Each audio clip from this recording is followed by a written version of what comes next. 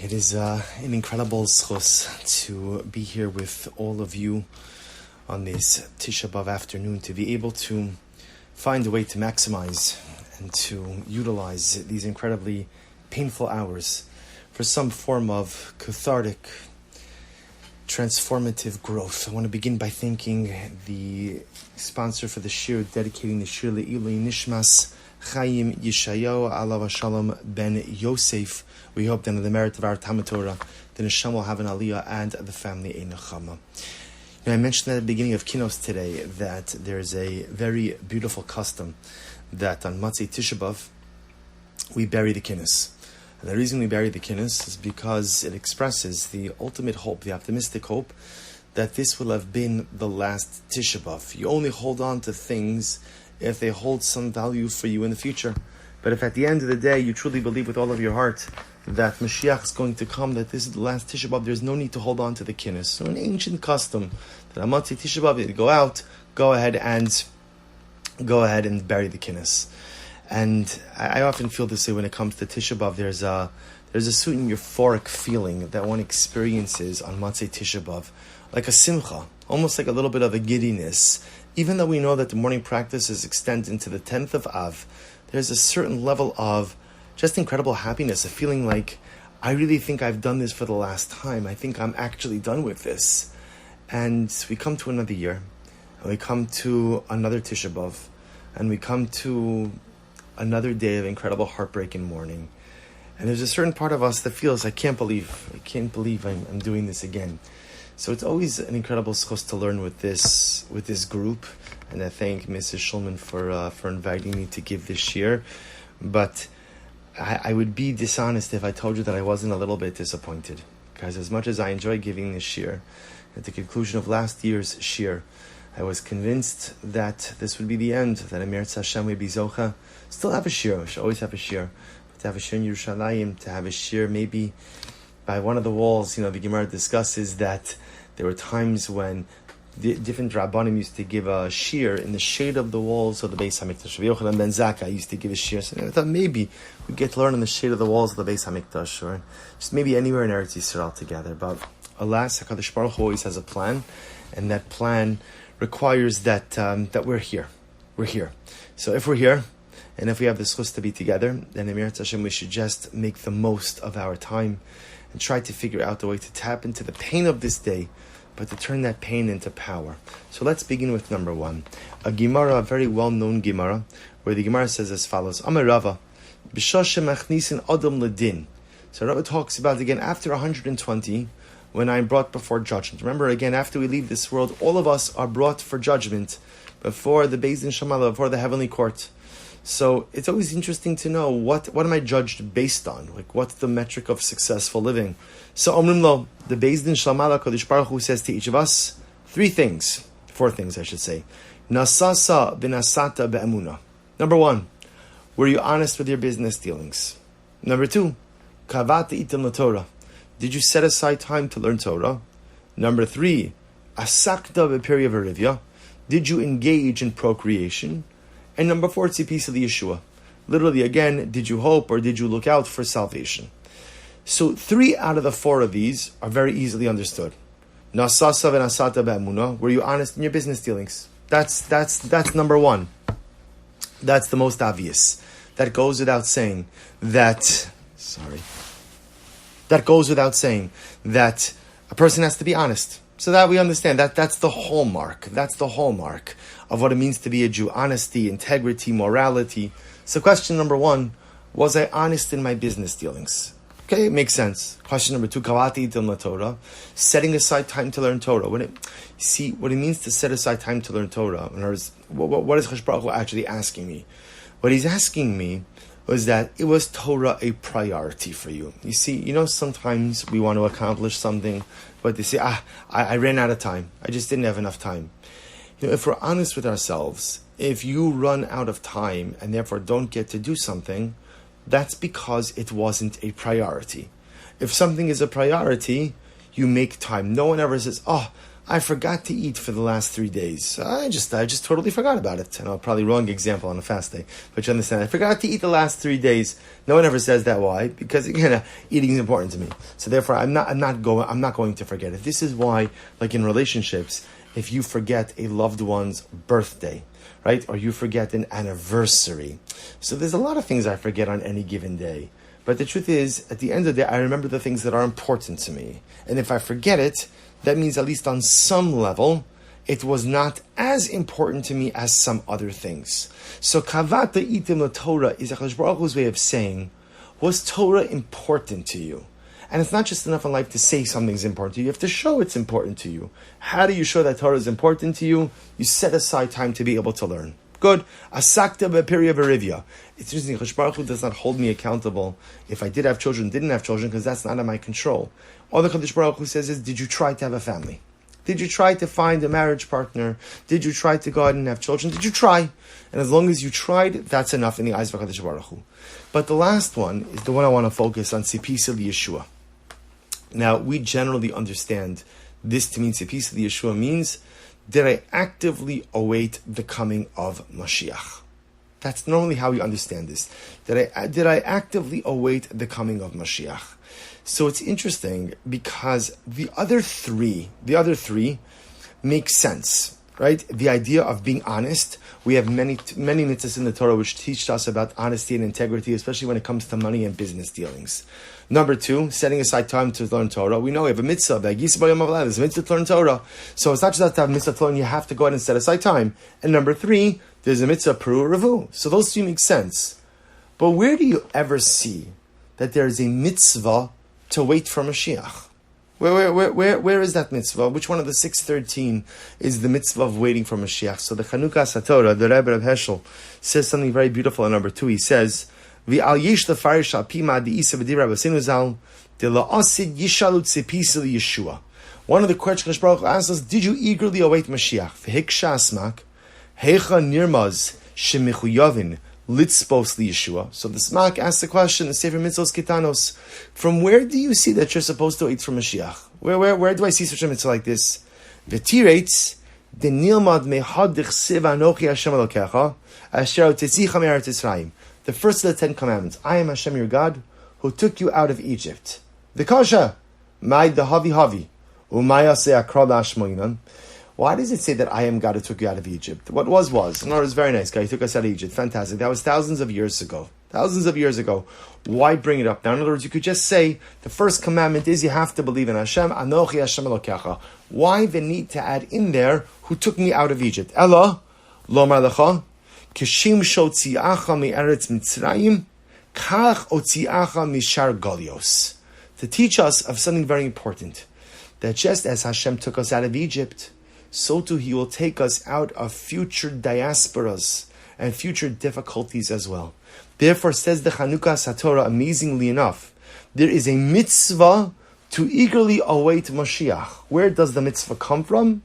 Anochi Hashem elokecha asher hotzeisicha me'eretz Yisrael. I am Hashem your God who took you out of Egypt. And that mitzvah tells me that I have to believe that just as Hashem took me out of Egypt, just as He took me out of Egypt, He will take me out of my future difficulties as well. He will deliver me from future galus, from future diaspora, and deliver me into the hands of messianic redemption. That's the mitzvah. Okay? And we're all familiar with this. And the truth is, this drives the centrality of Mashiach in our lives. You know, Mashiach is a fascinating concept because the Torah Kedosha doesn't really seem to explicitly address it. There are some veiled references to it, but the Torah doesn't really address the concept of Mashiach head on. But yet here we see that one of the metrics of successful living, did you wait for Mashiach? Did you eagerly await? See, peace Yeshua. Did you, well, the English over here is, did you hope? Did you eagerly await the coming of Mashiach? So I want to show you something very interesting. If you take a look at number 3, the Ran in Chidush Haran says something amazing. The Ran, one of the commentaries on the Gemara, says, V'od tzarich levaer tzipisa liyeshua biyamecha. So now we're going to see that many of the commentaries on the Gemara kind of shape this mitzvah in different ways.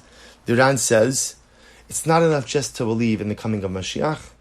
You have to believe that Mashiach is going to come in your days. You have to believe it. You have to believe. In other words, to believe that Mashiach will come one day, that's very nice. But that's not the mitzvah. The mitzvah of tzipisa liyeshua, or the command of tzipisa liyeshua, longing for, looking out for, hoping for messianic salvation, demands that I actively believe that Mashiach is going to come in my days. In my days, I have to believe that it is going to happen now. Not that it's going to happen in some far-off time, some future time. I believe that it's going to happen in my days. The Maharsha says something very interesting. The Maharsha says, Tzipi sil Yeshua, dahainu Yeshuos belashon rabim, lefi shehamitzape umekave Yeshua bechol shah heim rabim. So this is incredible. The Maharsha had a different version of the Gemara, and in his version of the Gemara, it wasn't simply Tzipi sil Yeshua, did you look out for salvation, but rather again it's did you look out for salvations. Plural. Did you look out for salvations? Plural. Why? Because a person who goes ahead and is on the lookout for salvation, b'chol shah, at any moment, heim rabim. There are so many salvational moments all around us. All around us. Tzipisa liyeshuos, says the Maharsha. It doesn't mean did you look out, right? Did you hope for salvation, singular? Rather, were you on the lookout? Were your eyes open for salvational moments that are all around us? That are all around us. And the Sfas Emes the Ger Rebbe really highlights a very similar idea in number 5, where the Rebbe says so beautifully, Achar kach tzipis liyeshua kimo shekasav, v'sama derech Rabbi Shalokim, kimo sham chazal, hamadlik neros b'muvos afelim, zochel liros b'yeshuas Hashem. Sfas Emes says, one who lights candles in darkened alleyways will be privileged to see the salvation of God. Or to Sfas Emes, echoing this same idea as the Maharsha. Life is often this darkened alleyway. But all along the alleyway are little salvational candles. All along the alleyway are these little moments of salvation, these little moments of Yeshua. So something amazing happens. The fourth question that we are asked after 120. So the Chanukah Satorah and the Ran understand that it's a reference to Mashiach. It's a reference to Mashiach. Did you wait for Mashiach? Not some future end. Did you wait for Mashiach to come in your days? Did you believe that he could come in your days? You know, why are we talking about Mashiach now? We know, of course, I quoted many years in the past the Yerushalmi, the beautiful Yerushalmi that says that Mashiach is born on Tisha B'Av. He's born on Tisha B'Av. And the Gemara, as the Yerushalmi says, his name is Menachem, because he is the one who brings consolation. Today is a day of Mashiach. So the Gemara says, Sipisa li Yeshua, just as important as if you were honest in your business dealings, and just as important did you set aside time for learning, and just as important did you try to build a family, just as important of all of those things, Sipisa li Yeshua, did you live a life where you eagerly awaited the coming of Mashiach in your days? Not at some future time in your days. But then comes the Maharsha and the Sfas Emes, he says, no. That's not the question. Of course, you have to wait for Mashiach. And of course, you have to be on the lookout for Mashiach. And of course, you have to eagerly pine and yearn for the coming of Mashiach. But that's not the question. That's not the question. Sipisa li Yeshua means, were you on the lookout for salvational moments in life? Were you on the lookout for salvational moments in life? There are moments of salvation all around us. There are moments of Yeshua all around us. There are moments of incredible elevation, incredible self-transcendence all around us. Were you on the lookout for those moments? And the Maharsha and the Sfas Emes will say it's very simple. If HaKadosh Baruch Hu was asking me about Mashiach, there's a much better way to phrase the question. HaKadosh Baruch Hu could have just said, Chikisa l'Mashiach. Did you wait for Mashiach? That's the question. Did you wait for Mashiach? But that's not the question that HaKadosh Baruch Hu asks. He asks, Tzipisa li Yeshua. Tzipisa li Yeshua. Which ultimately again means, did you look for moments of salvation in life? And this is perhaps one of the most incredible questions that we could ask ourselves, but not after 120, during the 120. Tzipis el Yeshua. Am I on the lookout for salvational moments in life? And those moments are all around us. Often those moments come in the midst of incredible tragedy and difficulty. There's an incredible story that's told. On January 13th, 1943.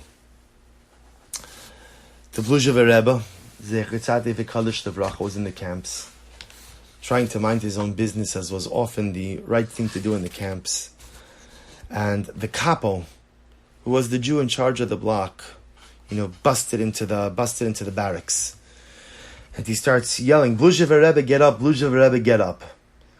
And the Rebbe at first wanted to pretend like he did not hear what the capo was saying, because whenever the capo tried to call you, it was never anything good. And the capo kept yelling for the Rebbe. The Rebbe finally had no choice. He gets up, stands before the capo. The capo handed the Rebbe a crumpled up envelope. The Rebbe opened it, and inside of the envelope he found a note. And on the note was scribbled the following message. I want to read to you the note. Dear Rabbi Spira, it was the Bluzher Rabbi Spira, they have surrounded the bristle factory in the ghetto, and 800 of us are about to be put to death. The only question that remains is whether they shoot us or take us to the ovens. If you should be found worthy of being saved, then see to it that a little marker is put up with my wife's name and mine, so that our names should not be forgotten. Or perhaps have a Torah scroll written in our memory. I am enclosing $50 American. I hope the messenger to whom I am giving this note will give the money to you. I must hurry, because they have already ordered us to take off our clothes. When I get to the other world, I will convey your greetings to your holy ancestors, and will ask them to intercede on your behalf, so that your days may be long and happy. Your servant, Aryeh ben Leah Kornblit. P.S. My sister's children are now living with a Gentile family named Vasilevsky near Gredig. Please take them away from there and turn them over to a Jewish family. Whatever happens, they must remain Jews. My wife, Sheva Bas Chaya, was shot yesterday. The Rebbe finished reading the letter. $50 fell to the floor. But I want to read to you how the story ends. The Rebbe held on to the letter wherever he went for the rest of the war. Shortly after he arrived in the United States, he was invited to attend a Malava Malka on the Lower East Side. Among the 500 people who attended were many rabbis who had survived the camps. The Rebbe was the last speaker. As he read this letter to the stunned audience, the people listened and sobbed. The Sefer Torah was written later that year. That's a salvational moment. This Aryeh ben Leah Kornblit, who has disappeared into the ashes of the Holocaust, the inferno of the Holocaust, understood that in those few moments, he had to do something. With very, very little in his control. Writes a letter to the Rebbe, Bluzher Rebbe, $50, and all he can do is hope that moment of salvation would occur. The Rebbe gets the letter. The Rebbe could have easily just said, you know what, I'm sorry, I'll daven for your neshama. But what am I going to do? How am I going to honor this request? But the Rebbe in that moment also saw a salvational moment. See, life is filled with these salvational moments where we can become greater, where we can become better, where we can lift ourselves and transcend to a different level, to a different darga. Those moments present themselves in times of simcha, and they present themselves in time of tzara. We just have to have the strength to be able to seize them. There's another incredible story that's told. I may have shared this story with you a number of years back as well, about Rebbetzin Luba Bloch, Hashem Yikom Damo. She was the wife of Reb Zalman Bloch, who was the Telzer Rosh Yeshiva. And tells the Nazi Yimach Shalom V'Zichram had obliterated the community and had already shot and killed all of the men. The Rebbetzin, together with her children, were being led out to a pit in the forest. And it was clear what was going to happen. As they're being lined up to be murdered by the Nazi beast, Yimach Shema Mezichram, the Rebbetzin goes over to one of the Nazi guards, and she says, I will tell you where I have hidden all of my jewels, all of my money, if you kill me last. So the Nazi hears this, and he thinks that this is just a woman who is greedily trying to stave off death for a few extra moments. So he happily acquiesces. Rebbetzin Bloch sees her children murdered right in front of her. After her children are shot before her eyes, she goes down into the pit. She kisses each of the children on their forehead, closes their eyes, takes dirt, covers their bodies, looks up and says, Ribono Shel Olam, thank you for the schus, thank you for the merit of bringing my children to Kever Yisrael. Thank you for the merit of allowing me to bury my children in a proper burial.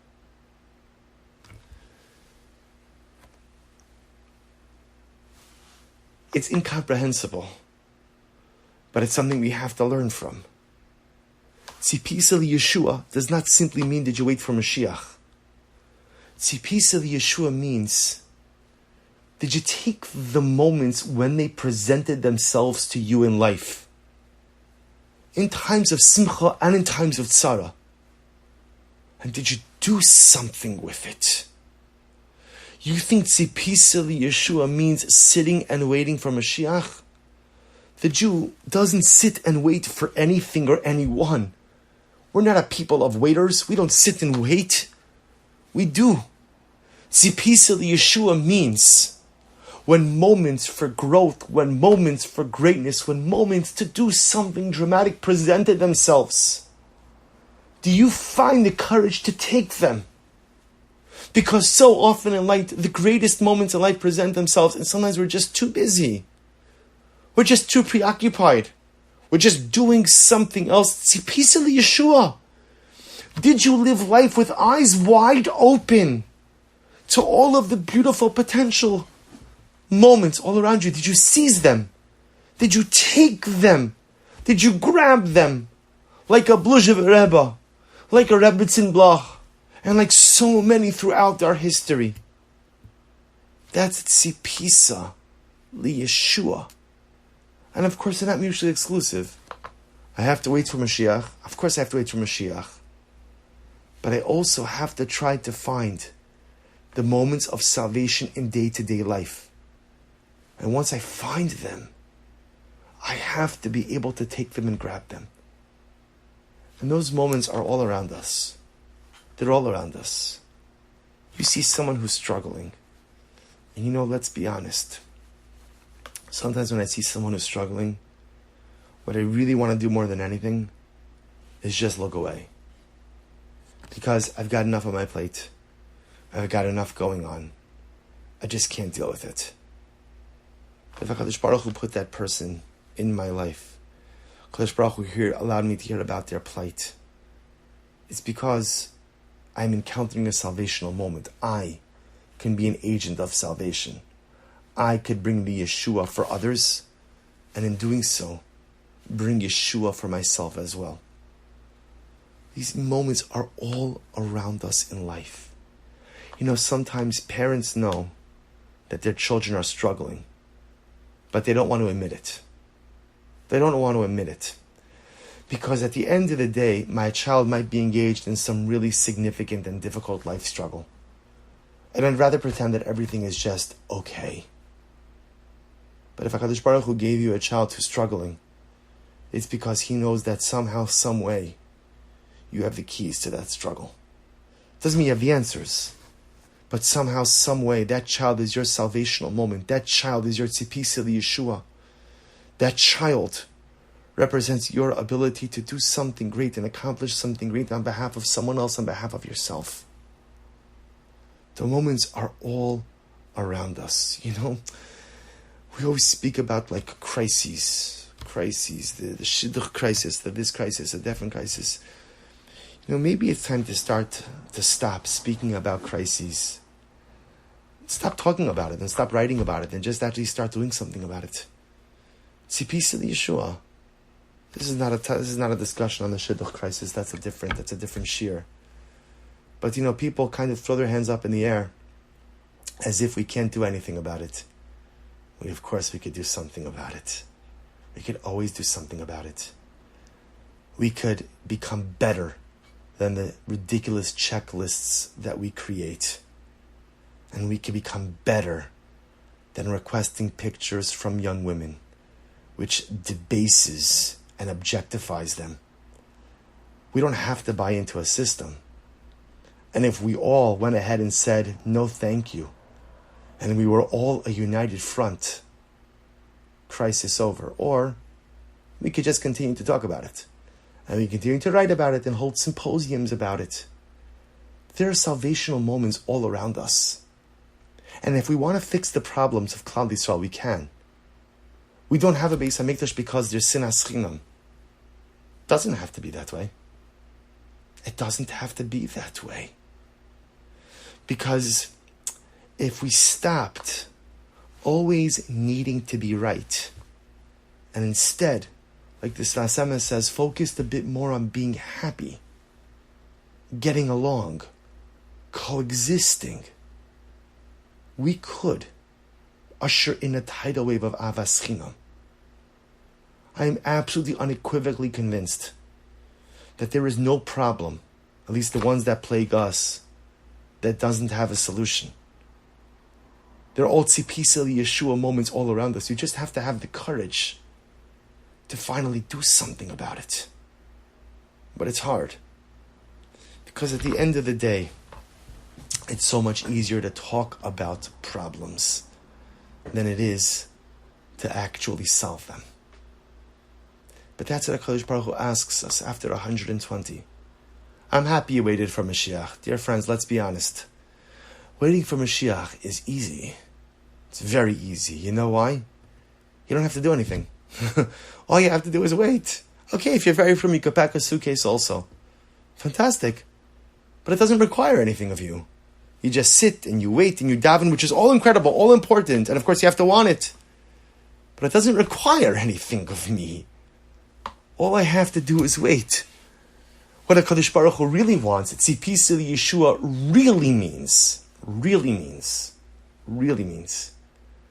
Did you look for the salvational moments in life? And did you take them? When you're faced with adversity, instead of lamenting it, asking myself, how can I grow from it? And when I'm blessed with bracha, instead of thinking, magia li, I've earned this, what am I going to do with it? And when I see something broken, how am I going to fix it? And when I see someone broken, my job is not to fix other people. How can I be there for them? That's tzipisa liyeshua. That's what HaKadosh Baruch Hu wants to know after 120. Did you look for the salvational moments? And did you grab them, seize them, and do something with them? That's what I want to know. Because I didn't put you in this earth just to wait for Mashiach. Just to sit and to wait. Yes, we have an obligation to wait for Mashiach. But we also have an obligation to hasten his arrival by identifying and seizing our salvational moments as well. But I want to point out what I think is the most important salvational moment of all. You know, if you take a look at number 6. So this is a quote here from the Be'era Parsha, from the Lulav Rebbe. I'm sorry, from the son of the Lulav, Melech Bitterman. And he says something amazing. And when I first saw it, I was a little taken aback. Because in general, I always cringe when people give reasons for contemporary or even not contemporary disasters and tragedies. You see, we could give reasons for the first and the second Beis HaMikdash were destroyed because Chazal tell us. But after the period of Nevuah, once there are no longer any prophets, so the ability to say this happened because of this or this happened because of that, one has to be very careful with doing that. One has to be very, very, very careful. Because if you're wrong, it's blasphemous. And if you're wrong, you run the risk of cheapening the loss and the spilling of Jewish blood. And if you're not a Navi, you might be a great Talmid Chacham, but you might not know, probably don't know why HaKadosh Baruch Hu does what he does. But Ramelech Bidamin in Bara Parsha said something which I thought was so profound. He says, Darshi Rishumos Amru Ki atzad hashava bechol osam gimel asonos machridim shahayu az ze'adata ki bekulam. He's referring to the 3 different catastrophes. 3 catastrophes that he's referring to are Meron, what happened in Karl and Stolin before Shavuos with the collapsing of the bleachers, and the collapse of the building in Surfside. He says, if you look at those 3 tragedies, he says there is a scary common denominator. And what is it? Ki bekulam hayu tzrichen lachalitz anashim mitoch mapolas. All of them required removing people from rubble. In Meron, it was human rubble. It was a stampede, Rahman al-Islam. In Karl and Stolin, also people falling on top of each other, collapsing in the bleachers. In Surfside, the collapsing of the building. People had to be pulled out from rubble. And Ramelech says something that really, I just found it jarring. He says, V'simna milsehi lekein bas kol ha-machrezes v'koras bekoran heichaltzu me'itchem teitzu me'atzmechem u'mima sha'atem shekuim bo b'sinas chinam u'b'tavos ros. So the Rebbe says like this, I'll tell you this outside. He says, if you look at all 3 of these tragedies, people were stuck and could not remove themselves. They were stuck and could not remove themselves. The tragedy of Meron, Jew on top of Jew, Jew piled on top of Jew. And Rahman al-Islam, we spoke about this during Kinnis today. Rahman al-Islam again, people unable to extricate themselves from the mound of people. Karl and Stolin, Surfside. And the Bara Parsha says something amazing. He says, there are times in life where you're buried underneath something and you can't get out of it. That was Meron. That was Karl and Stone. That was Surfside. But there are so many other times in life where I'm buried beneath rubble. Emotional rubble. Spiritual rubble. Relationship rubble. Personalistic rubble.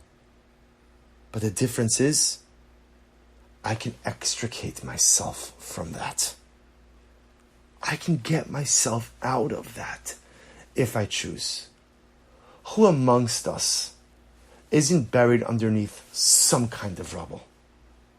There are those of us in marriages that have so much toxicity, that have so much negativity.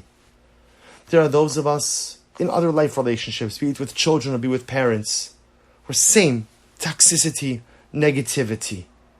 You don't have to remain under that rubble if you don't want to. You could change it. You can work on the relationship. It's true, sometimes you just have to extricate yourself from the relationship. Sometimes the relationship is too broken. Sometimes it's too toxic. Sometimes it's too painful. But many other times it's not. It just requires work. But I don't have to stay under the rubble. I don't have to stay there. And how many times does it happen that I'm buried underneath the rubble of a relationship with HaKadosh Baruch Hu? Because I feel that the Ribono Shel Olam has failed me. I feel that there were times that I needed you, God, and you were not there for me. So I go through the motions, I go through the behaviors, but at the end of the day, there's so much rubble of negativity burying my neshama. It doesn't have to be that way. You can extricate yourself from that rubble. You could have it out with God. There's nothing wrong with having it out with HaKadosh Baruch Hu. The Rebbe Shalom has a thick skin. He's ready and willing to listen to whatever you have to say. Kadosh Baruch Hu has no problem if you yell at him. What he just can't stand, like in any relationship, is when you ignore him. See, if you feel betrayed or if you feel let down, work through it. Work yourself out of the rubble, pull yourself out of the rubble, and regain your relationship with your Father above. And how many of us are buried underneath the rubble of personalistic failure? We all have failed in life. I would venture to say there's not one of us that didn't have dreams and aspirations. In so many areas in life, I wanted my marriage to look like this. I wanted my kids to look like this. But leave all that aside. What about me? What about me? I wanted to accomplish certain things. I wanted to be a certain kind of person. I wanted to lead a different life. I had dreams. There are things I wanted to be, things I wanted to accomplish. But I didn't do them for a variety of different reasons. How many of us live buried underneath the rubble of personal failure and disappointment? And rubble is stifling. After too many layers of rubble, you can't breathe, you can't find your way, you can't see. And Rahman al-San, sometimes you just give up. In the Be'er Parsha, the Melech is telling us, with our own eyes, we saw 3 tragedies of rubble. People who could not pull themselves back out to life. That need not be us. If I'm buried underneath something, if something is on top of me, weighing me down, pull yourself out of the rubble. Don't lose yourself underneath the rubble. Don't give up underneath the rubble. Extricate yourself, pull yourself out, claw your way out, whatever you have to do. Get out from it. Remake and reforge your relationships. Re-energize your relationship with Hashem.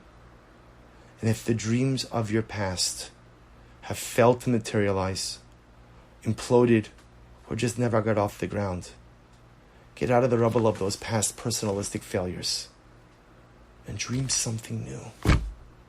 Dream something new.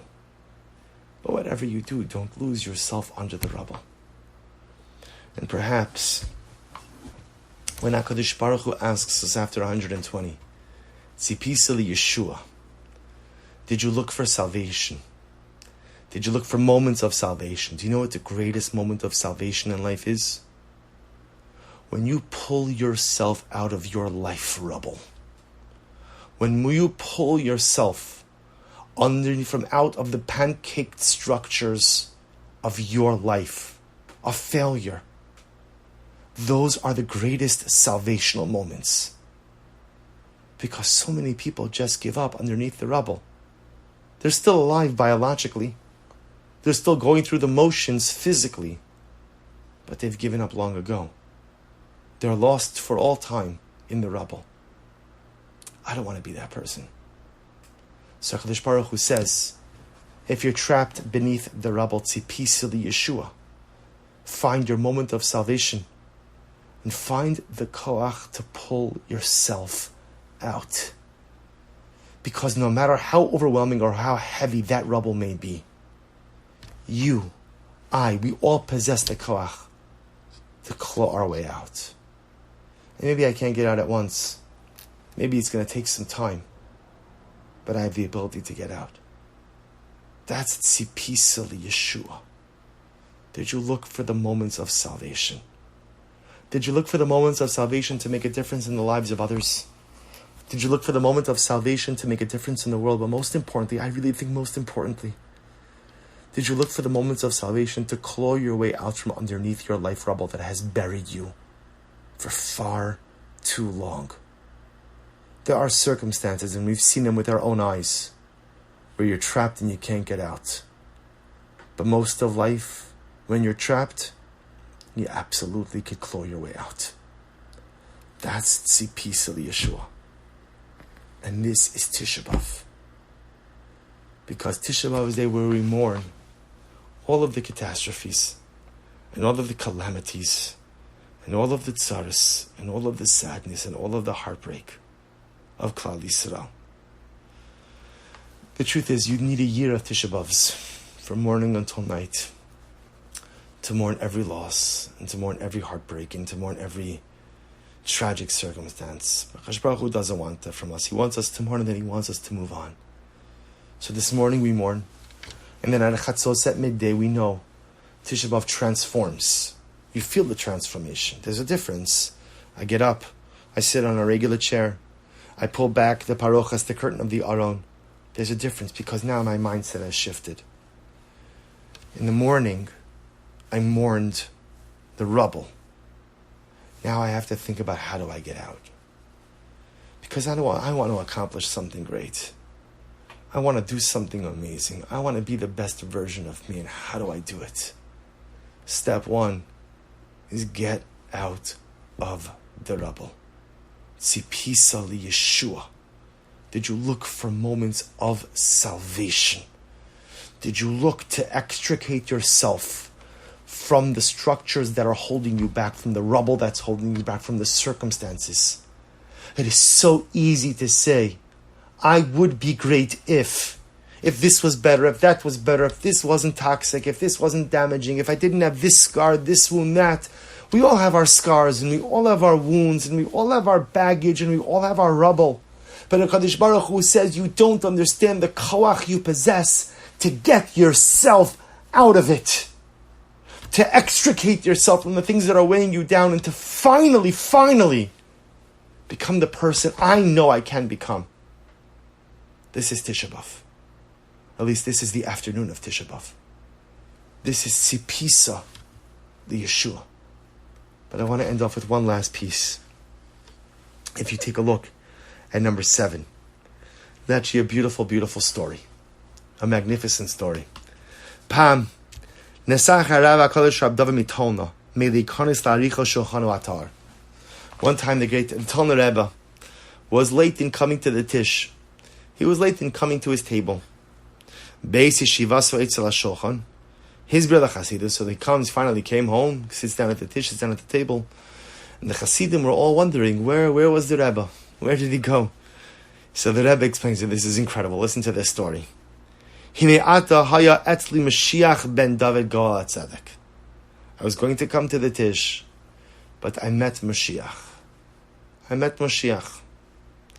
V'sha'alto b'fiv, he'im yiskala ze'ata v'igal kavares b'nei Yisrael migulasam hamar, o she'adif she'od yismamea, me'achar sheyesh od neshamos rabos hatzrichos lava al tikunam, ula'achar bias hagoal, lo yehe biyadam latakin atzmo olamas. Listen to this.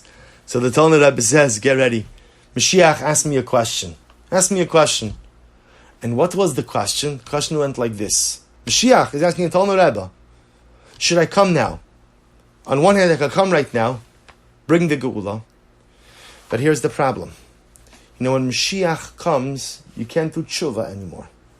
When Mashiach comes, there's no repentance. Just like the Gemara says, when Mashiach comes, we will no longer accept converts. Why? Because when Mashiach comes, everything is so clear, everything is so apparent. The Ribbon Shalom's existence is apparent. So people can't convert. When the Jews are the winning team, you can't convert. We accept converts when it's a challenge to be a Jew. Same thing with tshuva. There's no tshuva in the Messianic era. Because in the Messianic era, the existence of God becomes so unequivocally clear. And the drive to do good is so strong that you don't score any points for doing tshuva. Tshuva has to be done before Mashiach comes. See here the Shaila of Mashiach? Mashiach asked the Shaila to the Talmud Rebbe. Even Mashiach has a Rebbe. He asked Talmud Rebbe, should I come now? On one hand, wouldn't it be great to bring the Geula?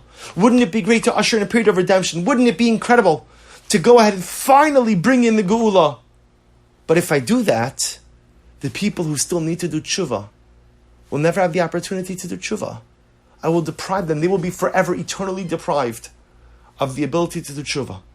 So I could come now, bring redemption for everyone, but yet those who have to do tshuva will be forever deprived of that ability, of that opportunity. Or, Mashiach says, I could delay coming, give the people who need to do tshuva the opportunity to do tshuva, and I'll come after they finish doing their tshuva. This was the shaila that Mashiach ben David asked the Talmud Rebbe.